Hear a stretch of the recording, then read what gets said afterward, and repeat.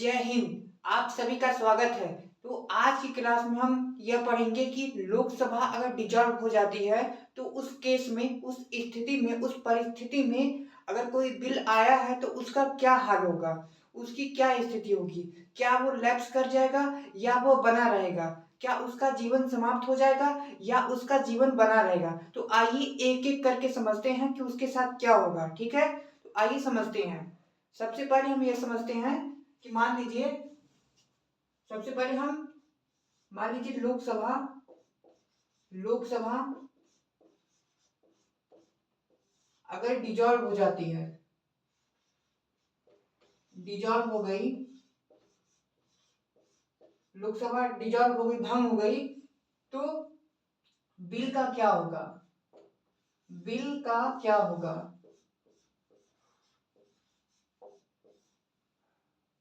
ये आज का प्रश्न है हमारा कि अगर लोकसभा का डिसॉल्व हो जाता है तो बिल का क्या होगा। ठीक है, हमारा सबसे आज का इंपॉर्टेंट टॉपिक यही है कि अगर लोकसभा डिसॉल्व हो जाती है तो उस बिल के साथ, उस पूरे जो प्रपोजल के साथ सरकार ने एक प्रपोजल रखा और उसी दौरान लोकसभा डिसॉल्व हो गई। कुछ समय बाद सरकार जो है वो लोकसभा डिसॉल्व हो गई। तो अब उस बिल का, उस प्रपोजल का क्या होगा। क्या वो प्रपोजल बर्बाद हो जाएगा, बेकार हो जाएगा, या वो अपनी लाइफ को बरकरार रखेगा, या वो अपने प्रपोजल को गंतव्य तक लेके जाएगा, प्रपोजल पूरा होगा। तो इसको हम समझते हैं, आइए एक एक करके। ठीक है, तो सबसे पहले कुछ पॉइंट है, ध्यान रखना है। अब जैसे लोकसभा है तो लोकसभा को मैं बार बार इसको शैडो बोलूंगा। ठीक है, तो ध्यान से समझिएगा।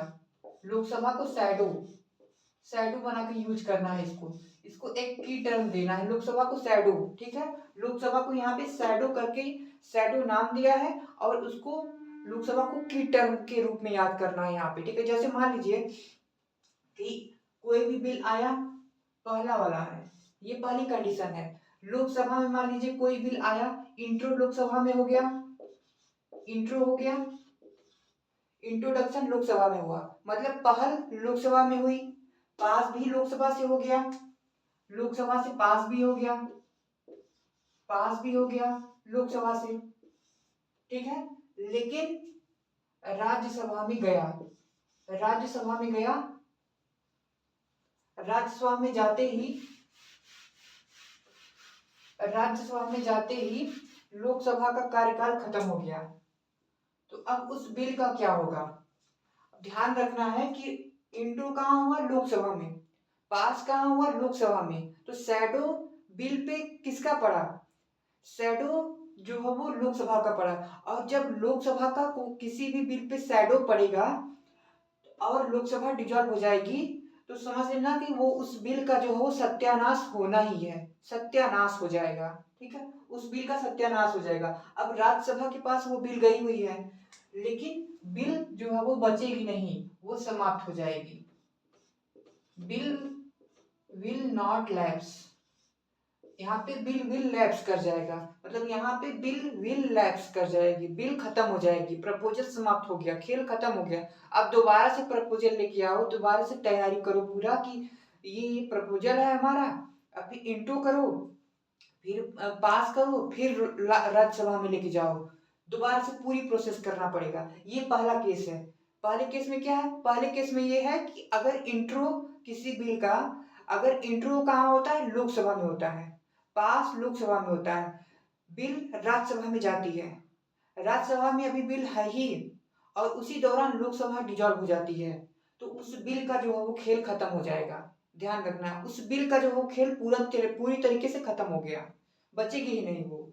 अब दूसरा केस है, दूसरा केस है, मान लो, मान लो ये इंट्रो लोकसभा में हुआ, इंट्रो कहाँ हुआ, लोकसभा में, इंट्रो लोकसभा में, और लोकसभा में ही पेंडिंग है, लोकसभा में ही पेंडिंग है, पेंडिंग कहाँ है, लोकसभा में है, अभी राज्यसभा में गया ही नहीं। कोई भी प्रपोजल है अभी राज्यसभा में गया ही नहीं, अपर हाउस में गया ही नहीं, अभी लोअर हाउस में ही है। ठीक है, अभी बातचीत चल रही है, लोअर हाउस में अभी बातचीत चल रही है, और उसी दौरान लोकसभा का डिसॉल्व हो गया, लोकसभा भंग हो गई। तो इस केस में भी बिल जो है वो समाप्त हो जाएगा। बिल गया, बिल गया तेल लेने, ठीक है, बिल गया तेल लेने, अब तेल लेके आएगा, फिर से उजाला फैलाएगा। बिल गया तेल लेने, तेल लेके आएगा और तेल लेके पूरा उजाला फिर से दोबारा देश में फैलाएगा। तो इस तरीके से दोबारा से इलेक्शन होगा, इलेक्शन के बाद फिर सरकार आएगी, फिर तेल से उजाला होगा। तो इस प्रकार से ध्यान रखना है इसको, ठीक है। अब तीसरा हम देखते हैं, तीसरा देखते हैं। अब मान लो कि राज्यसभा में यही स्थिति बनी, राज्यसभा में इंट्रो हुआ, इंट्रो कहाँ हुआ, राज्यसभा में, पास भी हो गया राज्यसभा में, पास राज्यसभा में हो गया, राज्यसभा में हो गया, लेकिन लेकिन लोकसभा में गया, लोकसभा में गया पास होने के लिए। अब लोकसभा की परछाई तो पड़ गई उस बिल पे। अब तेरा क्या होगा कालिया, क्योंकि बात तो ये है कि जब लोकसभा की परछाई पड़ती है उस बिल का सत्यानाश होना तय रहता है, ठीक है। तो यहाँ पे भी उस बिल का जो वो समापन हो जाएगा, समाप्त हो जाएगा, उस बिल का खेल खत्म, बिल बचेगी ही नहीं, बिल की स्थिति उस लायक बचेगी ही नहीं कि ये जो वो ये इतना खून चूसेंगे ना कि वो बचेगा ही नहीं, वो चल ही नहीं पाएगा, ठीक है। इस हिसाब से खून चूसते हैं।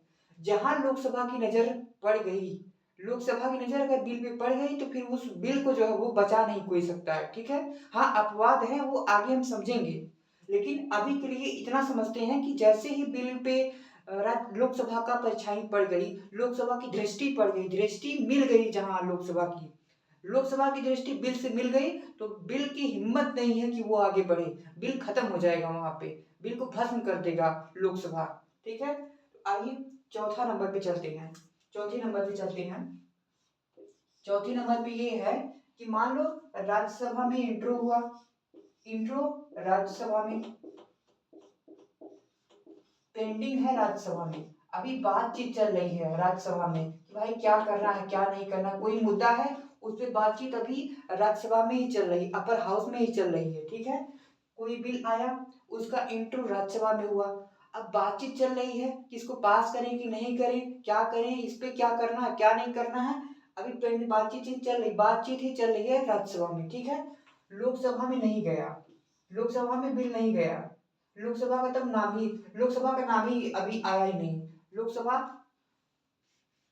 लोकसभा में गया ही नहीं है, लोकसभा का शैडो पड़ा ही नहीं है। तो यहाँ पे बिल को जो है वो बिल समाप्त नहीं होगा, समाप्त नहीं होगा।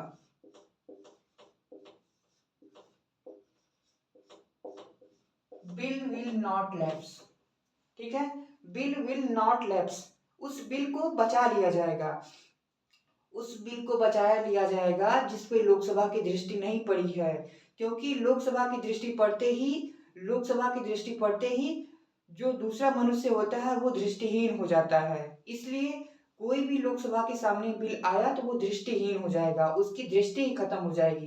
तो अब लोकसभा की यहाँ पे दृष्टि पड़ी नहीं, अब ये बिल बेचारा जो है वो सरवाइव कर गया। अब ये चौथा वाला हो गया, अब हम पांचवा समझते हैं कि पांचवा केस क्या है, पांचवें केस में क्या स्थिति बनती है। हमने इतना तो समझ लिया, राज्यसभा इंट्रो समझ लिया, पेंडिंग समझ लिया, राज्यसभा में मान लो इंट्रो हुआ, पेंडिंग राज्यसभा में है, लोकसभा का शैडो पड़ा ही नहीं, तो उसके साथ क्या होगा, ठीक है। तो फटाफट नोट्स कर लीजिए, उसके बाद हम आगे बढ़ते हैं, ठीक है। ऊपर वाला मिटा देते हैं। अब पांचवा वाला है, मान लो लोकसभा ने भी पास कर दिया बिल, राज्यसभा ने भी पास कर दिया बिल, और महामहिम हमारे देश के जो महामहिम हैं, प्रेसिडेंट साहब हैं, उनके पास गया है मामला। ये पांचवा वाला मान लो, लोकसभा ने भी पास कर दिया किसी बिल को, राज्यसभा ने भी पास कर दिया बिल को, ठीक है। अब गया महामहिम के पास, प्रेसिडेंट साहब के पास, प्रेसिडेंट का असेंट के लिए, प्रेसिडेंट साहब के असेंट के लिए, महामहिम के असेंट के लिए गया है, असेंट के लिए, असेंट के लिए गया, तो ये बिल भी जो है वो समाप्त नहीं होगा, समाप्त नहीं होगा, समाप्त नहीं होगा, इसको भी जीवन दान मिल जाएगा, समाप्त नहीं होगा।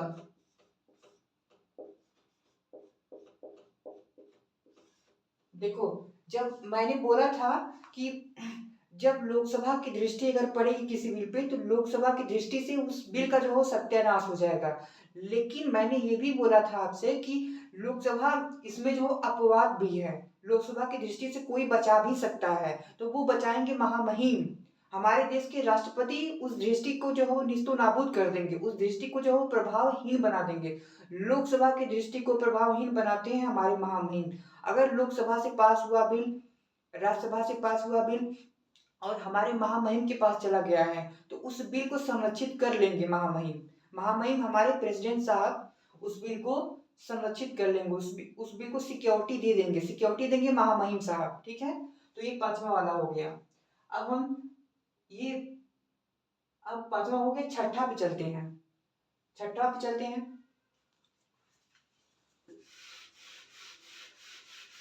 छठा वाला मामला ये है,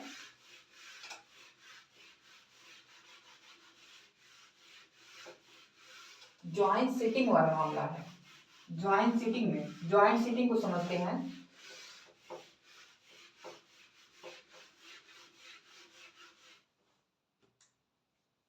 छठवां वाला मामला है कि मान लो कि लोकसभा और राज्यसभा में बात बनी नहीं, लोकसभा और राज्यसभा में किसी बिल को लेके बात बनी नहीं, दोनों एक मुद्दे पे एक प्रपोजल पे सहमत नहीं है, तो उस केस में प्रेसिडेंट साहब बीच में आएंगे। प्रेसिडेंट साहब बीच में आएंगे और कहेंगे कि ठीक है, कोई दिक्कत नहीं है, तुम लोग जो है वो झगड़ा मत करो, बदतमीजी मत करो, लड़ाई मत करो, शांति से बातचीत करो, क्योंकि तुम लोग जो है वो जिम्मेदार हो। तो अब शांति से हम इस जो झगड़ा है उसको जो हम सॉल्व करने का प्रयास करते हैं। तो फिर जब ये लोग पूछेंगे कि अच्छा बताइए आप किस तरीके से इस झगड़े का सॉल्यूशन करेंगे आप, तो कहेंगे कि हम बताता हूँ ना, मैं बताता हूँ ना, उसका नाम है ज्वाइंट सिटिंग। ठीक है, तो ज्वाइंट सिटिंग के माध्यम से इनके झगड़े को समाप्त करेंगे। Joint sitting, joint sitting, joint sitting के माध्यम से इन दोनों के लोकसभा और राज्यसभा के झगड़े को प्रेसिडेंट साहब समाप्त करते हैं। ज्वाइंट सिटिंग को बुलाता कौन है? प्रेसिडेंट साहब। ठीक है, अंडर आर्टिकल 108, 108 में यह पावर है प्रेसिडेंट को कि वो ज्वाइंट सिटिंग को बुला सकते हैं। अब यहीं पे ध्यान देने योग्य बात यह है कि ज्वाइंट सिटिंग को प्रिसाइड कौन करता है? हु प्रिसाइड, ज्वाइंट सिटिंग को हु प्रिसाइड, कौन प्रिसाइड करता है? प्रिसाइड कौन करेगा? ज्वाइंट सिटिंग को प्रिसाइड कौन करता है? तो तीन लोग करते हैं, तीन लोग करते हैं। एक स्पीकर, स्पीकर साहब करेंगे। दूसरा डिप्टी स्पीकर, डिप्टी स्पीकर। और तीसरा वाइस चेयरमैन, या कह सकते हैं कि डिप्टी चेयरमैन। इनको हम लिखें deputy chairman, deputy chairman, deputy chairman. ये जो वो तीन लोग हैं जो प्रिसाइड करते हैं। अच्छा, अब ये तीन लोग उपस्थित ना हो तो मान लो कोई ऐसी कंडीशन आ गई जिसमें से ये तीनों लोग उपस्थित नहीं है, तो क्या होगा? तो ये होगा कि दोनों लोकसभा और राज्यसभा की सहमति से उन्हीं में से कोई एक सदस्य प्रिसाइड करने के लिए बैठा दिया जाएगा। ठीक है, 108 के तहत, 108 के तहत प्रेसिडेंट साहब ज्वाइंट सिटिंग को बुलाते हैं। ज्वाइंट सिटिंग में काम क्या होता है? ज्वाइंट सिटिंग में काम यह होता है कि जो लोकसभा और राज्यसभा का किसी किसी एक एक प्रपोजल को लेकर विवाद है, उस विवाद को समाप्त करने के लिए ज्वाइंट सिटिंग बुलाई जाती है। ज्वाइंट सिटिंग को प्रिसाइड कौन करता है? तो ये लोग प्रिसाइड करते हैं। ज्वाइंट सिटिंग को प्रिसाइड कौन नहीं करता है? सबसे इंपॉर्टेंट प्रश्न ये है बच्चों कि ज्वाइंट सिटिंग को प्रिसाइड कौन नहीं करता है? तो ज्वाइंट सिटिंग को प्रिसाइड वाइस प्रेसिडेंट या चेयरमैन नहीं करते हैं। ठीक है, ध्यान रखना कि ज्वाइंट सिटिंग को प्रिसाइड वो नहीं करेंगे। ठीक है, अब ज्वाइंट सिटिंग के मामले में बिल का क्या होगा? इस मामले में भी बिल को जीवन दान मिल जाएगा। इस मामले में भी bill will not lapse, bill will not lapse, bill खत्म नहीं होगा, बिल को जीवनदान मिल गया है क्योंकि प्रेसिडेंट साहब का हस्तक्षेप इंटरफेयर हो गया है। जैसे ही प्रेसिडेंट साहब का इंटरफेयर होगा, तुरंत उस बिल को जीवनदान मिल जाएगा। ठीक है, अब हम छठा समझ चुके हैं, सातवां समझते हैं। सातवां में ये है कि मान लो लोकसभा ने पास कर दिया, लोकसभा ने पास कर दिया, राज्यसभा ने भी पास कर दिया, प्रेसिडेंट साहब के पास गई बिल, तो आप लोग कहेंगे कि ये तो ऊपर वाला है, आप तो वही सेम बता रहे हो। नहीं, ध्यान से सुनिए आप लोग। लोकसभा ने पास किया, राज्यसभा ने भी पास किया, प्रेसिडेंट साहब के पास गया। अब प्रेसिडेंट साहब को लग रहा है कि इसमें कुछ थोड़ा बहुत चेंज होने लायक है, कुछ ऐसी चीजें हैं जो चेंज हो सकती हैं। तो प्रेसिडेंट साहब यह बोलेंगे कि देखो लोकसभा और राज्यसभा, आप दोनों जो है वो, मैं ये बिल दोबारा से भेज रहा हूँ, आप रिकंसीडर करो और फिर भेजो। तो उस बिल को जो हो समाप्त नहीं माना जाएगा। अगर मान लो लोकसभा डिजॉल्व हो जाती है, प्रेसिडेंट रिकंसीडर के लिए भेजते हैं और लोकसभा डिजॉल्व हो जाती है, तो उस बिल को लैप्स नहीं माना जाएगा, उस बिल को जो है वो जीवन दान मिल जाएगा। ठीक है, सातवां ये है, लोकसभा ने पास किया, लोकसभा ने भी पास किया और राज्यसभा ने भी पास कर दिया। ठीक, प्रेसिडेंट के पास गया। अब प्रेसिडेंट साहब ने रिकंसीडर के लिए भेजा, रिकंसीडर, रिकंसीडर, तो bill bill will not lapse, bill will not lapse, bill खत्म नहीं होगी, बिल को जीवनदान मिल गया क्योंकि प्रेसिडेंट साहब का हस्तक्षेप आ गया है। तो आज की क्लास में बस इतना ही, मिलते हैं आपसे अगली क्लास में।